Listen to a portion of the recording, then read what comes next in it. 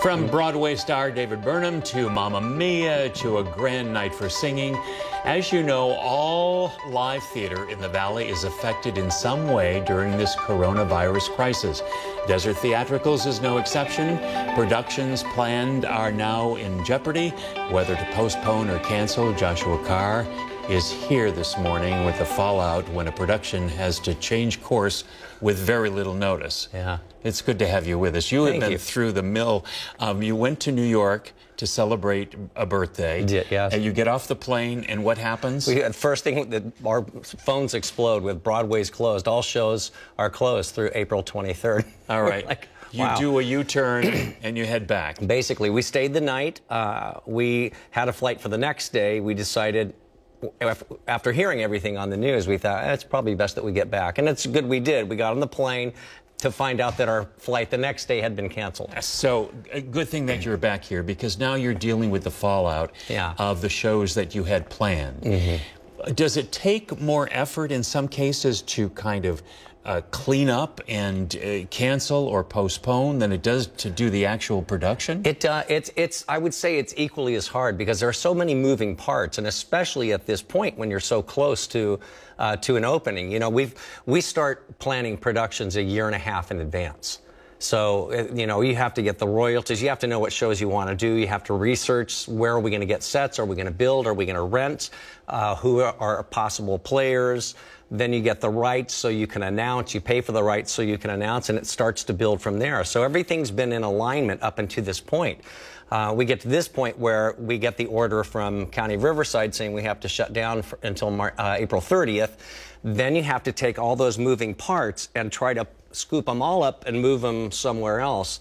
See if the musicians are available for those new dates. See if the actors that you've been rehearsing with are available for those new dates. The sets, the royalty companies, can we move these? They're being great, the royalty companies in New York.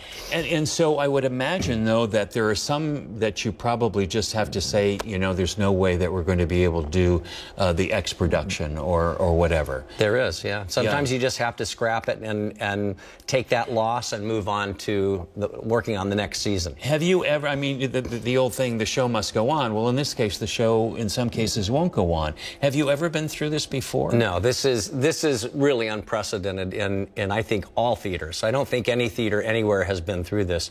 You have setbacks, and you push things back by a week, or you cancel a performance because of an illness. But to cancel your whole season and to cancel even just one show is unprecedented, that you have to go to these extremes. Have you been in contact with other local theaters here to find out, you know, what they're doing, you know, as far as postponements or cancellations? I mean, you're all in this together. We are, and really we got to help each other. One of my goals out here was to create some kind of a theater alliance out here where everybody's helping each other, whether it be in sets and props and costumes, but communication and seeing how we can all assist each other. So this is a good opportunity, while things are a little up in the air, to reach out and talk to some of these other people. I mean, we've talked to a few on their cancellations, and everyone's looking to somehow postpone to other dates. So, and you're going to make a final decision tomorrow on a couple of things. Yes, we're meeting with our partners at the city tomorrow. The hope is to postpone, just to move some dates around.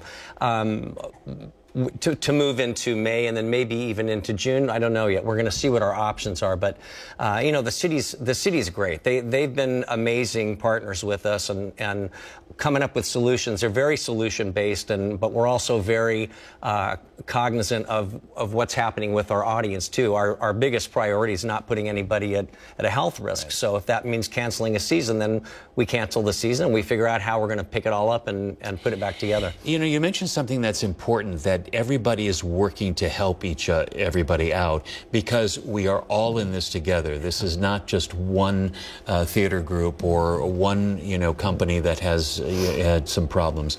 I mean, you know, it's universal at this point. It is, and I think it's important in whatever our media is, or whatever our fields, or whatever our careers are.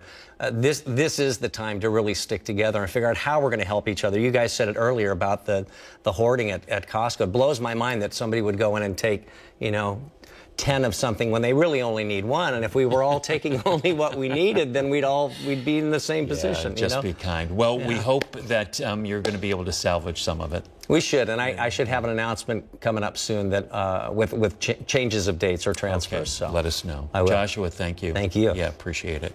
We're back after this. Stay with us.